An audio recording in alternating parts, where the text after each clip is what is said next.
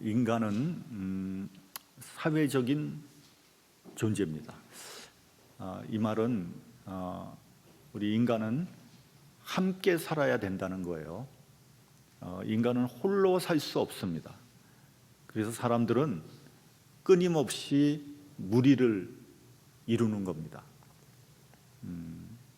같은 성향의 사람끼리, 가까운 사람끼리, 또 같은 족속끼리 그렇게 모여서 함께 사는 겁니다. 만약에 여기서 제외되면 굉장히 큰 갈등과 고통을 느낍니다. 그것을 소위 왕따라고 하지 않습니까? 그래서 사람들은 왕따 당하지 않으려고 그렇게 노력을 하는 거죠. 학교 다니는 학생들은 왕따를 당하면 굉장히 고민하고 걱정합니다. 그래서 심지어는 스스로 자기의 목숨을 끊기도 하는 거예요. 교회에서도 마찬가지입니다. 왕따를 당하면 못 beg입니다. 교회를 떠나는 아주 중요한 이유 중에 하나가 왕따 당하는 겁니다. 어느 성도가 교회를 떠나면서 저에게 문자 메시지를 보냈습니다. 뭐라고 되어 있냐면, 목사님, 지금 저는 교회를 가면 마치 외딴 섬에 자기 혼자 있는 것 같습니다. 이렇게 썼습니다. 그러니까 아무도 자기를 상대해 주지 않는다는 거죠. 왕따 당했다는 겁니다. 그래서 결국은 그분은 교회를 떠났습니다. 저희 소녀딸이 혼자입니다. 혼자. 그래서 얘가 굉장히 외로움을 탑니다. 이제 더 어렸을 때 이렇게 데리고 공원에 가면은요, 자기 또래 애들이 있잖아요. 또래 애들을 보면 먼저 말을 붙입니다. 내 이름은 릴리야. 네 이름 뭐니? 나하고 같이 놀래? 그러면 그 아이들은요, 슬그머니 뒷공무니를 치면서 자기들끼리 놉니다. 이제 그런 모습을 보면 마음이 짠하지요. 얘가 굉장히 외롭구나 알 수 있는 거죠. 요즘 젊은 사람들은 그냥 애 하나 달랑 낳고 끝내버리는 그런 일들이 많죠.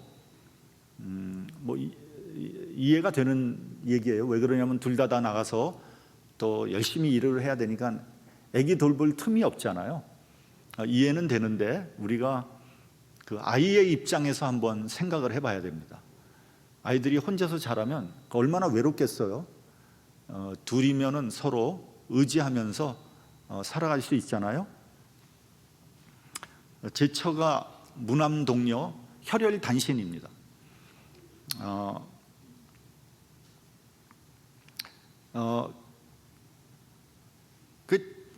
다 나쁜 거는 좋은 점도 있더라고요. 뭐냐면은 이제 부모님부터 재산을 혼자 받으니까 그건 굉장히 좋아요. 그런데 부모님을 하늘나라 보낼 때 얼마나 힘들어하는지 모릅니다. 그런 말을 하더라고요. 나에게 여자 그 자매라도 하나 있으면 얼마나 좋을까. 제가 옆에서 보고 있노라면 참 마음이 아파요. 그래서 제가 그런 말을 했어요. 이제 우리 장인원 장모님이 한 10년 정도 몸이 안 좋았거든요. 돌아가시기까지. 그래서 제가 이제 부모님을 이렇게 케어하는 것을 보면서 당신 참 효녀다. 참 효녀다. 그랬더니 뭐라 그러냐면, 그러면 어떻게 하느냐는 거예요. 아무도 없는데, 자기밖에 없는데, 자기도 때로는 도망치고 싶다는 거예요. 그러나 어떻게 합니까? 할 수 없죠. 이제 그런 하소연을 들었습니다. 공황장애라는 병이 있습니다. 이 병은 비교적 최근에 이렇게 발견된 병으로 그 병의 원인을 잘 모릅니다. 그러니까 병의 원인을 모르니까 고치기도 어려운 거죠. 원인을 알아야지 고칠 거 아닙니까? 저는 처음에 그 병의 그 이름을 듣고 이게 무슨 뭐 비행기를 타면 나타나는 병인가? 전 그렇게 생각했어요. 근데 그게 아니라 공황이 아니라 공황장애입니다. 그 영어로 얘기하면 패닉 디스오더입니다. 이제 우리 한국말로 이렇게 설명을 하면 이런 겁니다. 갑자기 극도의 두려움과 불안을 느끼는 병. 갑자기 원인 모를 두려움과 불안을 느끼는 거예요. 근데 이런 병은 주로 이제 연예인들이나 유명 인사들이 자주 걸리는 일종의 정신병입니다. 아마도 지금은 많은 인기를 누리거나 또 혹은 높은 영광을 받고 있지만 이게 한순간에 무너지면 어떻게 할까? 이런 불안과 두려움에 사로잡히는 그런 병이 아닐까 이렇게 추측을 해봅니다. 근데 이제 공황장애라고 하는 것으로 봐서 이 병은 굉장히 고치기 어려운 병이에요. 왜 그러냐면 장애라는 말은 병이 오래돼서 고착돼 있는 현상을 얘기하는 거거든요. 예를 들면 뭐 시각장애, 청각장애 이런 경우는 못 고치잖아요. 이런 거와 같이 평생 그 병을 안고 살아가야 되는 것, 이것을 우리가 장애라고 하거든요. 병의 증상은 대충 이렇다고 합니다. 호흡이 가빠지고 숨쉬기가 힘들어지고 맥박이 빠르게 뛰고 어지럽고 졸도할 것 같은 그런 증상입니다. 또 가슴에 통증이 오고요, 속이 울렁거리고 먹은 것을 토하기도 한다고 합니다. 누군가 내 목을 조르는 것 같기도 하고요, 이러다가 지금 당장 뭐 미치거나 죽을 것 같은 그런 공포감에 휩싸인다고 합니다. 아까도 말씀드린 것 같이 이 병은 의학적으로 고칠 수 있는 어떤 뾰족한 방법이 없고요, 그저 염려하지 않고 평안히 있으라고 그렇게 처방을 내린다고 합니다.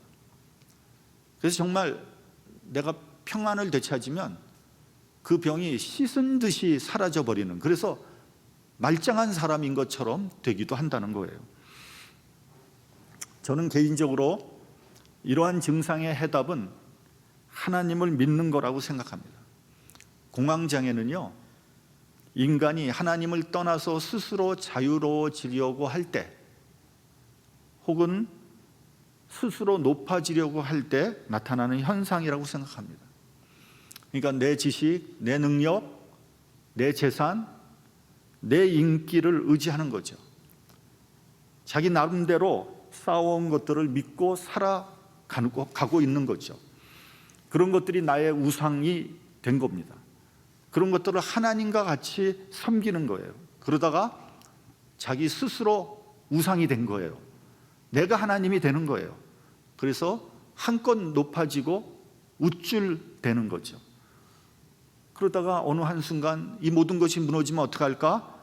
불안해지고 두려워지는 거죠. 우상의 기반이 흔들거리는 거예요. 그리고 자신이 아무것도 아닌 것을 깨닫게 되는 순간 불안과 두려움 속에 사로잡히게 되는 거죠. 사도행전 12장을 보면요, 헤롯 아그리빠라는 자가 나옵니다. 이 사람은 유대 지역을 다스렸던 분봉왕이었는데, 이 왕이 어느 날 하루 그 높은 단 위에 올라가서 백성을 향해서 연설을 했습니다. 근데 그 밑에 그 연설을 듣고 있던 그 백성들이 왕한테 아첨을 합니다. 이거는 사람의 소리가 아니다. 이건 신의 소리다.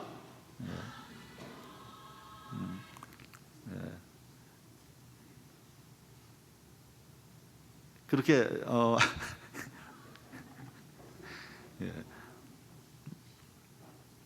그렇게 아첨을 합니다. 그러니까 헤롯이 그 영광을 하나님께 돌리지 않았기 때문에 주의 사자가 헤롯을 치니 그가 벌레에 먹혀 죽었다, 이렇게 되어 있습니다. 그러니까 되지도 못한 주제, 있는 대로 높아져서 하나님이 된 것처럼 교만을 떨다가 심판을 받고 멸망한 것입니다. 여러분, 인간은요 피조물입니다. 피조물이 자기 위치를 떠나면 이러한 결과를 맞게 되는 겁니다. 인간 스스로가 주인이 아닙니다. 그런데 어느 사이엔가 내가 주인이 되어버렸고요, 모든 것이 내 손 안에 있다는 착각을 하다가 비참한 결과를 맞게 되는 거예요. 우리 본문 1절을 함께 봉독을 하겠습니다. 본문 1절.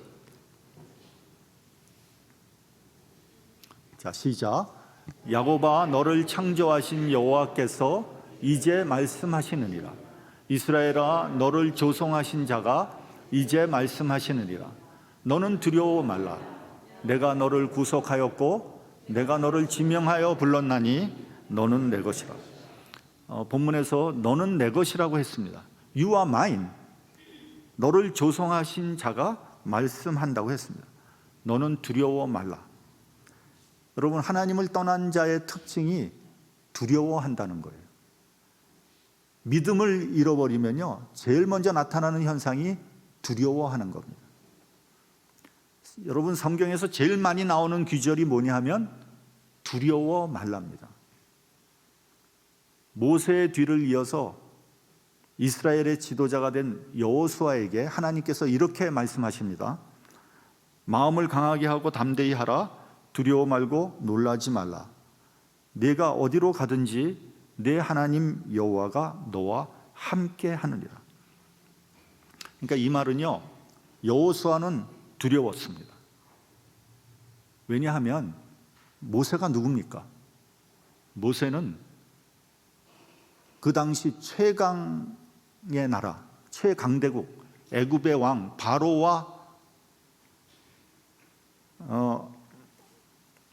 담판을 지어서 200만이 넘는 노예를 애굽에서 구출해내서 출애굽을 한 탁월한 지도자입니다.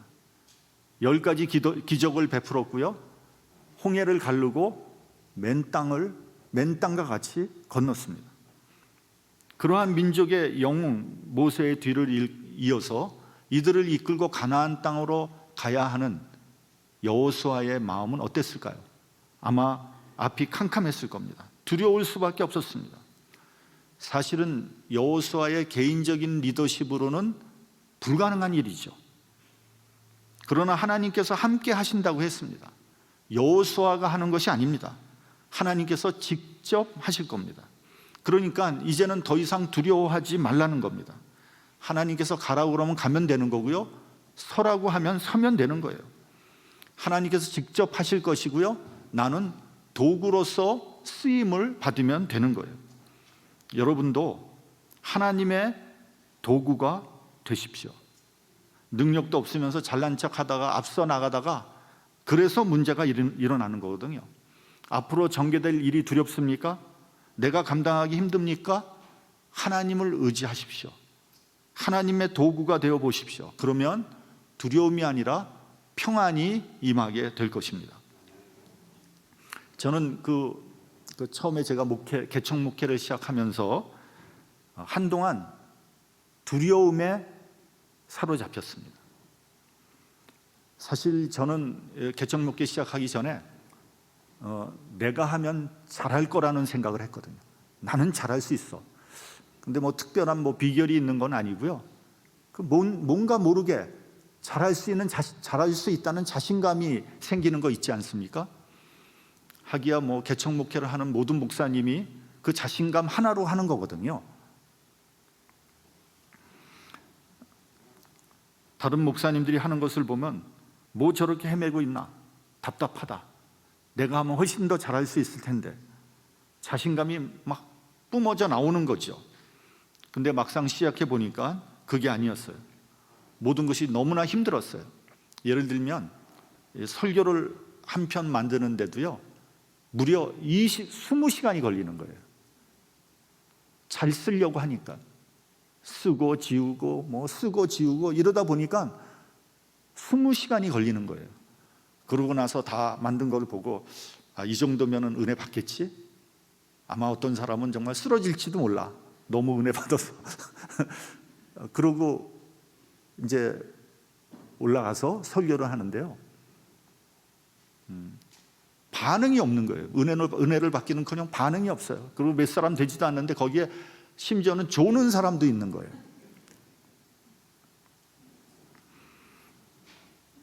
그리고 설교를 할 때 설교하는 사람은 금방 알거든요. 아, 이번 설교 죽 썼다. 그 반응을 보면 금방 나오거든요. 그러면 설교 끝나고 이제 예배 끝나고 밖에 나와서 인사하잖아요. 고개를 못 들어요. 얼굴이 화끈화끈하는 거예요. 그래서 여러분들 그 설교가 좀 시원치 않더라도 목사님을 격려해 주는 게 굉장히 중요합니다. 뭐 항상 설교 잘합니까? 뭐 항상 뭐 은혜가 넘칩니까? 그렇게 할 수 없거든요. 성경 공부도 쉽지 않았습니다. 들을 때는 뭐 저 정도는 뭐 나보다 내가 저보다 훨씬 잘할 수 있는데, 근데 막상 해보니까 그것도 굉장히 어렵더라고요. 더군다나 예를 들면 뭐 선생님 같으면은 그 맨날 하는 게 똑같거든요. 1년에 한 번씩 돌아가니까. 근데 목사는 항상 새로운 말을 해야 돼. 뭘 해도 옛날에 한 말을 그대로 할 수는 없지 않습니까? 여간 어려운 것이 아니었습니다. 질문을 하면 순발력 있게 속 시원하게 대답을 해줘야 되는데 그것도 잘 못하겠더라고요. 그래서 제가 많이 부족하구나 하는 것을 느꼈습니다. 그래서 사실은 지금도 그 당시 개척 목회를 할 때 함께 해주셨던 분들, 지금은 뭐 안 계신 분, 대부분 안 계십니다만 그분들에게 진정으로 감사를 드리죠. 왜냐하면 그때 그분들이 들어줬기 때문에 지금까지 제가 할 수 있는 것이고 한사랑교회가 지금까지 존재할 수 있게 되는 거죠. 그때는요, 성도들을 대하는 게 두려웠어요. 성도들이 목사님 드릴 말씀이 있는데요, 그러면 겁이 덜컥 났습니다. 왜 그러지? 뭐가 문제지? 왜 나를 보자 그러지? 무슨 말 하려고 그러지? 혹시 교회 그만두겠다고 얘기하는 거 아닌가? 불안해지는 거예요. 두려웠어요. 사람이 제일 두렵다는 것이 그때 제가 알았어요. 사람은 두려운 거로구나. 지금도 사실은 두렵고 떨리는 마음으로 다녀쓰는 거예요. 항상 그럴 거예요, 아마. 근데 그때는 더 심했어요. 근데 여러분 한번 생각해 보세요. 목사가 불안하면은 성도들이 금방 알거든요. 목사 지금 불안하구나. 그러면 어떻게 되겠어요? 성도들도 불안할 거 아니에요. 그럼 목회가 제대로 되겠어요? 어떻게 해야 되나? 기도할 수밖에 없잖아요. 엎드려 기도했어요. 나중에 깨달았어요. 나의 부족한 능력으로 목회를 하려고 하니까 어려울 수밖에 없지. 내 재주로 사람들의 마음을 붙잡으려고 하니까 그게 잡히나요? 안 될 수밖에 없는 거죠. 다 내려놓고 주님을 의지하고 나가야 하는 수밖에 없구나. 못하면 못하는 대로, 잘하면 잘하는 대로, 안 되면 안 되는 대로. 그러니까 그렇게 생각하니까 마음에 평안이 왔습니다. 그러다가 또 실수하고 또 되돌아보고, 그것이 목회인 것 같아요. 오늘 본문에서 우리는 세 가지를 인정해야 한다고 말씀하고 있습니다. 첫째는 너는 내 것이다 라는 거예요. 즉 나는 피조물이라는 것을 인정하라는 거예요. 하나님께서 나를 만드셨다. 그렇기 때문에 내 존재, 내 인생, 내 삶의 목표, 내 인생의 경로는 다 누구에게 있냐면 하나님께 달려있는 거예요. 내 운명도 근본적으로 하나님께 있는 겁니다. 그렇기 때문에 내가 그냥 모든 것을 다 하려고 말이죠. 인대로 뛰어도 그런다고 되는 게 아니에요. 하나님께서 주관하고 인도하시는 겁니다.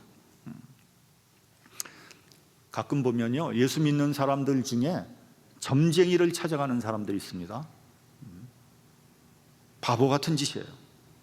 내 운명은 점쟁이가 갖고 있는 것이 아니라 하나님께서 쥐고 있는 거죠.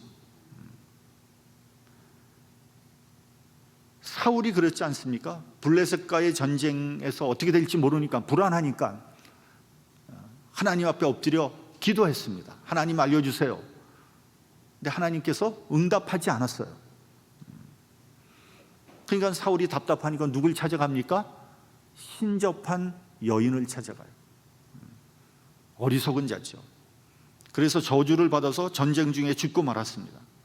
믿는 자의 운명은 하나님께 달려 있는 겁니다.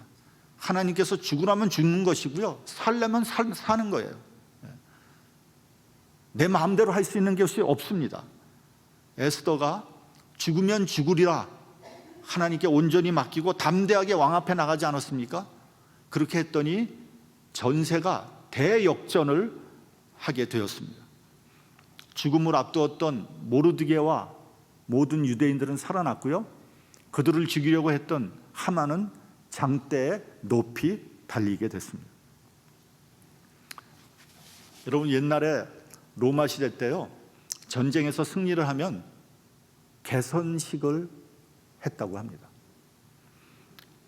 온 로마 시내를 꽃으로 장식하고요, 시내 곳곳에 큰 향로를 설치를 해놓습니다. 그리고 향을 피웁니다.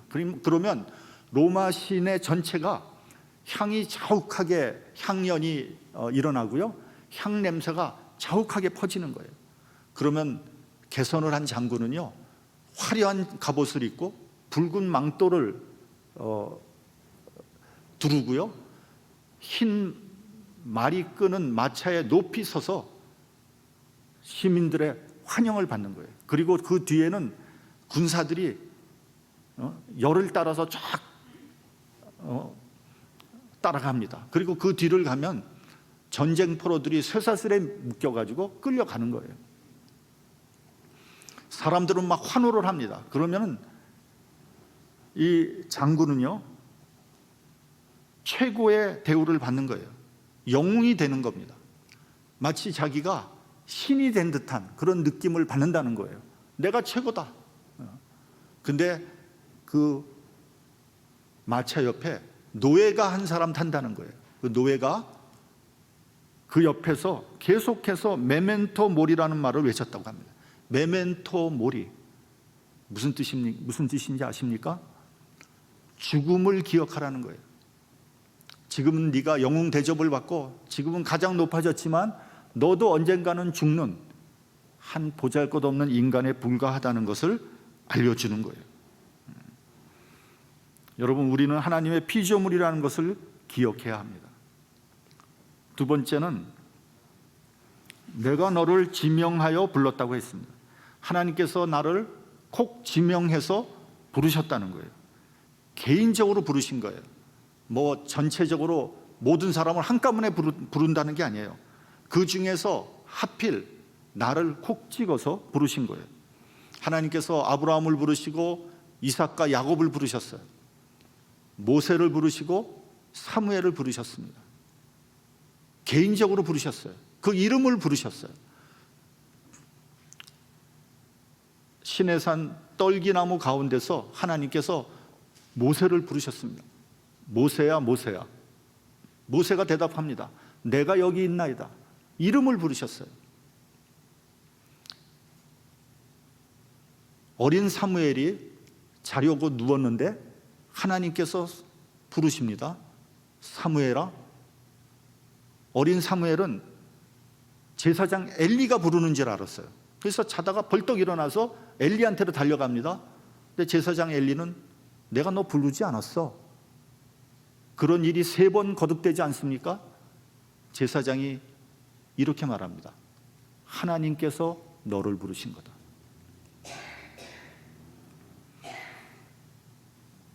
하나님께서 나의 이름도 부르십니다.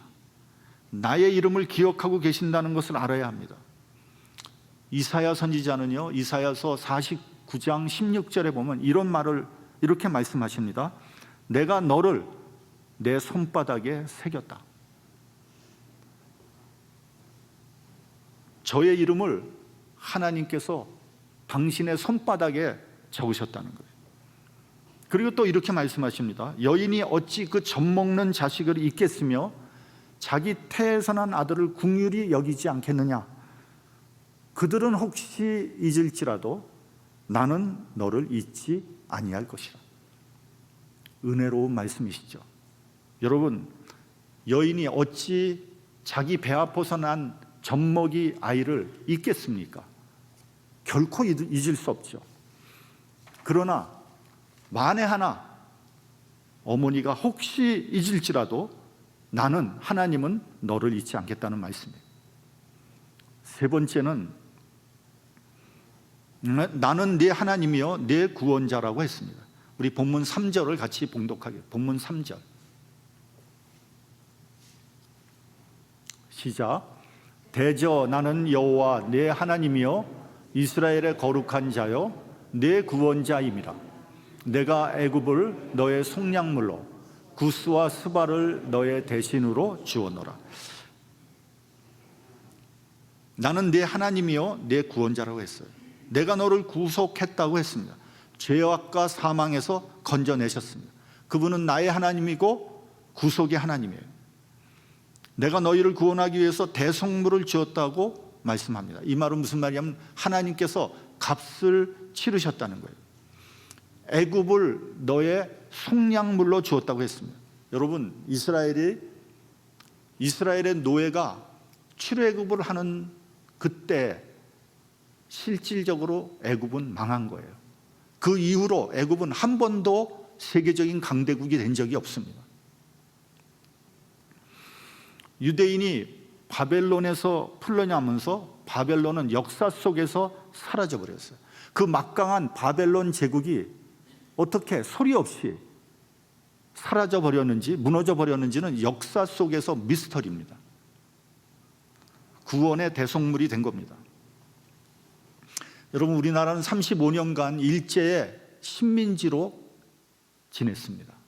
여러분, 우리가 어떻게 해방이 됐고 어떻게 구원을 받았습니까? 일본의 히로시마와 나가사키에 원자탄이 떨어졌어요. 그 순간 수십만이 죽었습니다. 그리고 일본은 무조건 항복함으로써 우리가 해방된 거예요. 무슨 말이냐? 엄청난 희생을 치렀다는 거죠. 여러분, 우리 한 사람 한 사람이 내가 구원받은 것 그냥 받은 거 아니에요. 예수 그리스도께서 십자가에서 보혈을 흘림으로써 내가 구원을 받은 거예요. 어마어마한 희생을 치르신 겁니다. 이러한 하나님의 놀라운 사랑을 깨닫고 그 사랑을 체험한 사람이 구원받은 사람이에요. 그러한 하나님의 사랑을 아는 사람은 또다시 세상에 나가서 타락할 수 없어요. 설사 내가 싫더라도 하나님 말씀에 순종할 수밖에 없는 거예요. 여러분, 한 사람이 구원받기 위해서도 이렇게 많은 속량물이 필요했던 겁니다. 제가 혹시 전에 말씀드렸는지는 잘 모르겠습니다만, 제가 학교 다닐 때 우리 동기 중에 한 사람이 고향이 어디냐면 전라남도 영광의 시골이었어요. 그 사람은 8형제 중에 맏이었어요. 맏. 그러니까 그 시골에서 맏아들 하나가 대학을 갔으니 나머지 7 동생들은 어떻게 됐겠어요? 그 남동생들은 전부 다 농사 지었고요. 여동생들은 공장에 가거나 그 중에 하나는 식모살이를 했다 그러더라고요. 그러니까 그 동생들이 다 학업을 포기한 거예요. 학교 다닐 때 그 사람의 자취방에 가면요, 정말 먹을 것이 아무것도 없었어요. 항상 음식이 된장찌개 하나에다가 반찬은 들에 나는 푸성귀, 그게 다였어요. 그리고 얼굴은 항상 기미가 끼어서 새까맸어요. 제대로 먹질 못하니까. 근데 이 사람이 공부를 열심히 했어. 그래가지고 모교의 교수가 됐습니다. 정말 공부한 보람이 있고 개천에서 용이 난 거죠. 그리고 난 다음에 이제 저는 미국에 와서 연락이 끊긴 거죠. 어떻게 교수가 된 것까지는 아는데 그 후는 잘 몰랐어요. 근데 이제 우리 동기들이 사용하는 카톡방이 있거든요. 그 카톡방에 이제 그 사람 딸이 결혼한다는 청첩장이 떴어요. 그리고 이제 딸 이름이 나오고 그 딸 그 이름 밑에 직업이 나오는데 직업에 딱 보니까 수원 지방검찰청 검사. 그러니까 아버지는 교수가 됐고 딸은 검사가 된 거예요. 근데 저는 그 청첩장을 보면서 불현듯 이런 생각이 떠오른 거예요. 그러면 그 나머지 7은 어떻게 됐을까? 형과 오빠를 위해서 7 동생들이 희생을 했는데 잘 되었겠죠? 잘 돼야 되겠죠. 그 사람이 동생을 잘 돌봐야 되겠죠. 어쨌든 그 한 사람이 잘 된 것까진 좋은데 그 7 동생들이 다 희생을 했다는 것을 알아야 되는 거죠. 오늘 본문 4절을 보면 내가 너를 보배롭고 존귀하게 여기고 너를 사랑하였다고 했습니다. 우리는 미처 깨닫지 못합니다만 우리는 하나님의 사랑의 경륜 속에 있는 거예요. 하나님께서 말씀하셨습니다. 너는 내 것이다. 내가 너를 사랑한다. 존귀히 여긴다. 그러니 너도 나의 사랑을 받아들여야 되지 않겠니? 여러분, 어떤 사람이 이 사랑을 받아들일 수 있습니까? 교만한 사람은요, 이 사랑을 알지도 못하고 사랑을 주지도 못하고 받을 수도 없습니다. 사랑은 겸손하고 진실한 사람만이 알 수 있는 겁니다. 탕자의 비유에서도 나오는 것 같이 탕자는 유산을 받아서 저 외국에 나가서 허랑방탕하게 기분 좋게 폼나게 쓸 때는 부모님의 사랑 알지도 못했고요, 알 필요도 없었어요. 그러나 돈이 다 없어지고 굶어 죽게 되니까 그제서야 아버지를 생각하지 않습니까? 탕자는 고백합니다. 내가 하늘과 아버지께 죄를 얻었사오니. 얼마나 겸손하고 진실합니까? 그제서야 아버지의 사랑을 깨닫고 아버지께로 돌아오게 된 거예요. 여러분, 나의 주인은 누굽니까? 납니까? 여러분, 역사의 주인은 누구입니까? 창조주 하나님께서 말씀하십니다. 내가 너를 창조하였고 내가 너를 조성하였느니라. 너는 내 것이라. 그렇기 때문에 이제 자기 우상을 포기해야 됩니다. 자기 교만을 십자가에 못 박아야 합니다. 거짓과 가식을 내버려야 합니다. 나는 죄인이라고 고백할 수 있어야 합니다. 겸손하고 진실한 사람만이 하나님의 은혜를 받고 하나님의 사랑을 깨달을 수 있고 하나님의 쓰임을 받을 수 있는 겁니다. 금년에는 겸손하게 하나님의 쓰임을 받고 하나님께 영광을 돌리는 저와 여러분이 되시기를 주님의 이름으로 축원합니다. 기도하겠습니다.